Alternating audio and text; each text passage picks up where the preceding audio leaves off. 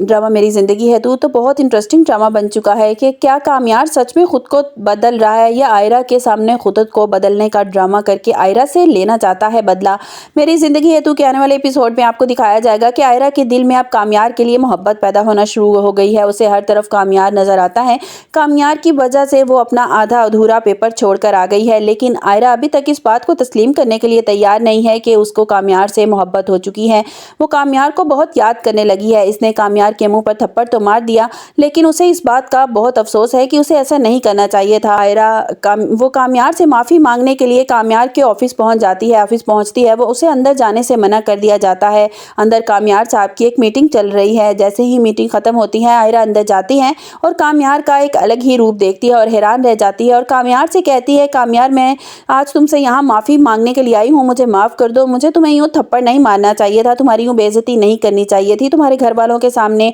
कामयार कहता है कि तुम्हें अगर अपनी गलती का एहसास हो गया तो मेरे लिए इतना ही काफ़ी है। आयरा इससे कहती है कि तुम्हें देखकर लग रहा है कि तुम काफ़ी बदल गए हो, काफ़ी चेंज हो गए हो। कामयार कहता है कि जब तुमने मुझे थप्पड़ मारा था, जलील करके अपने घर से निकाला था, तो मुझे इस बात का एहसास हो गया था, मुझे ये बात रियलाइज़ हो गई थी कि मैं किसी के क्या, मैं खुद के भी काबिल नहीं हूँ, इसलिए मैं खुद को तुम्हारे काबिल बनाने की कोशिश कर रहा हूँ। आयरा कहती है कि इतना सब कुछ हो जाने के बाद भी तुम्हारे दिल में मेरे लिए मोहब्बत बाकी है। तो कामयार कहता है कि जिस तरह तुमने मेरे दिल पर दस्तक दी है ना, आज तक मैंने कभी किसी लड़की की परवाह भी नहीं की।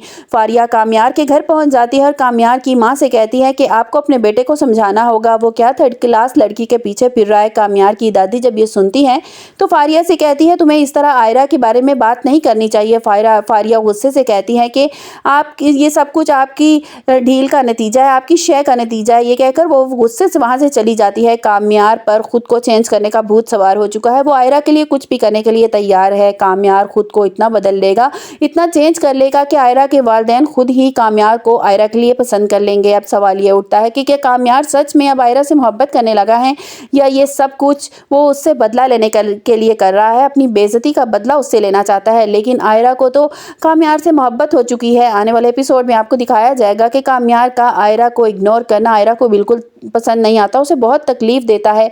जिस तरह ओल्ड होम में कामयार आयरा को इग्नोर करके इससे पास से गुजर जाता है, इससे बात किए बिना, इसे देखे बिना, ये बात आयरा को बहुत तकलीफ दे रही है। आयरा अपनी दोस्त से कहती है कि अब मुझे इससे बात, वो मुझसे बात नहीं करता, मेरी तरफ देखता भी नहीं है, कितना चेंज हो गया है।